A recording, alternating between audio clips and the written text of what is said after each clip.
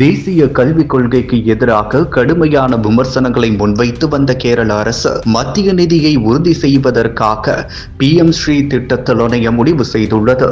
அதே நேரத்தில் தமிழக அரசு தொடர்ந்து இந்த திட்டத்தில் சேராமல் அடம் பிடித்து வருவதாக குற்றச்சாட்டு எழுந்துள்ளது. மேலும் கேரள அரசு PM ஸ்ரீ திட்டத்தில் இணைய முடிவெடுத்துள்ள நிலையில் இது தொடர்பாக எழுந்த சர்ச்சைகளுக்கு கேரள கல்வித்துறை அமைச்சர் சிவன்குட்டி விளக்கம் அளித்துள்ளார். இது தொடர்பாக பேசிய அவர், மாணவர்களின் நலன் கருதி மாநிலத்திற்குரிய சமக்ர சிக்ஷா அபியான் நிதியை பெறுவதற்காக இந்த நடைமுறையை மேற்கொள்ளவிருப்பதாக தெரிவித்துள்ளார்.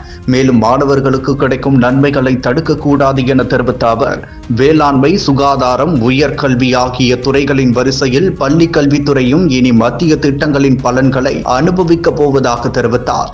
தேசிய கல்விக் கொள்கை 2020 என்பது இந்தியாவின் கல்வித்துறையில் மிகப்பெரிய மாற்றத்தை கொண்டு வரும் ஒரு முக்கியமான கொள்கையாகும்.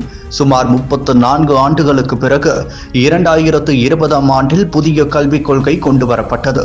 இதன் முக்கிய நோக்கம் குழந்தைகள் முதல் கல்லூரி மாணவர்கள் வரை அனைவருக்கும் தரமான கல்வி வழங்குவது, திறன் வளர்ச்சியை ஊக்குவிப்பது மற்றும் இந்தியாவின் கல்வி அமைப்பை உலக தரத்திற்கு உயர்த்துவதாகும். தேசிய கல்விக் கொள்கையின் முக்கிய நோக்கம் மனப்பாட கல்வி என்ற பழைய முறையை தகர்த்து புரிந்து கொண்டு கற்றல் என்ற புதிய வழியை அறிமுகப்படுத்துவதாகும்.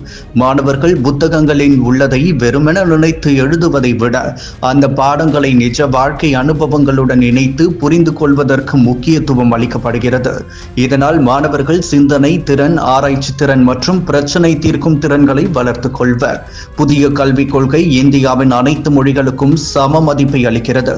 குறிப்பாக தாய்மொழியில் ஆரம்ப கல்வியை வழங்குவது இக்கொள்கையின் முக்கிய அம்சமாகும். குழந்தைகள் தங்கள் தாய்மொழியில் படிக்கும் பொழுது கல்வி எளிதாகவும் ஆர்வமூட்டமாகவும் இருக்கும் என்பதே இதன் அடிப்படை நோக்கம். அதே நேரத்தில் ஆங்கிலம் மற்றும் பிற மொழிகளும் கற்றல் முறையின் ஒரு பகுதியாக சேர்க்கப்பட்டுள்ளது. தேசிய கல்விக் கொள்கை தொழில்நுட்பம் சார்ந்த கற்றலுக்கு பெரும் முக்கியத்துவம் அளிக்கிறது.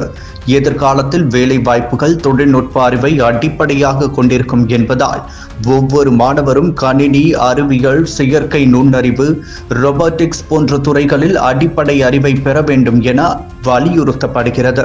இதனுடன் பள்ளி மற்றும் கல்லூரிகளில் ஆன்லைன் கற்றல், டிஜிட்டல் பாடநெறிகள் மற்றும் மெய்நிகர் வகுப்புகள் போன்ற வசதிகளும் வழங்கப்பட வேண்டும் என திட்டமிடப்பட்டுள்ளது. தேசிய கல்விக் கொள்கை இந்தியாவில் கல்வி ஒரே மாதிரியாக இருக்க வேண்டும் என்பதற்காக மாநிலங்களுக்கு ஒரு அடிப்படை வழிகாட்டுதலை வழங்குகிறது. ஆனால் அதே நேரத்தில் ஒவ்வொரு மாநிலமும் தங்களது கலாச்சாரம், மொழி, பிராந்திய தேவைகள் போன்றவற்றை கருத்தில் கொண்டு தங்கள் பாடத்திட்டங்களை மாற்றிக்கொள்ளும் சுதந்திரத்தையும் பெறுகின்றன. இதனால் ஒவ்வொரு மாநிலத்திற்கும் தனித்தன்மை காக்கப்பட்டு ஒரே நேரத்தில் நாட்டின் கல்வி தரமும் உயர்த்தப்படுகிறது. மேலும் இந்த கொள்கை கல்வியை அனைவருக்கும் சமமாக பகிரும் நோக்கத்தையும் கொண்டுள்ளது. நகரம், கிராமம், ஏழை, பணக்காரர் என்ற வேறுபாடின்றி ஒவ்வொரு குழந்தைக்கும் தரமான கல்வி கிடைக்க வேண்டும் என்பதே அதன் அடிப்படை சிந்தனை.